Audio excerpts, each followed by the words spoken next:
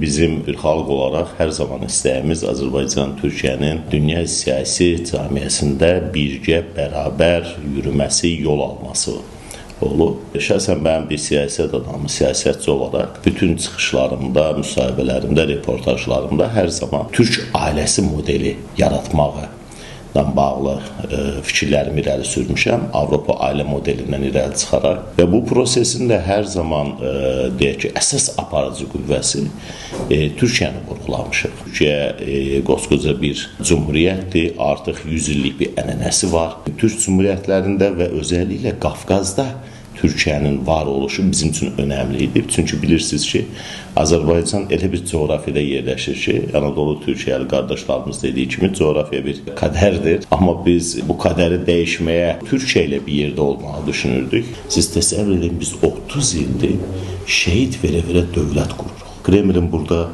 yetişdirdiyi yüzlərlə məmur var, siyasətçi var, qəzetəçi var. Və bu dönəmdə Türkiyənin Qafqaza yerləşi çox önəmlidir. Türkiyənin burada olması, yeni bir Qafqazın inşasının təməlini qoyması və bunun memarının Azərbaycan və Türkiyə birgə olması bizim üçün vacib bir məsələ idi.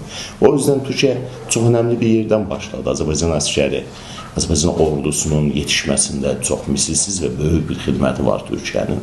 Özəlliklə Türkiyə prezidentinin, yəni Türkiyə bir dövlət olaraq təbii ki, Azərbaycanın yanındaydı.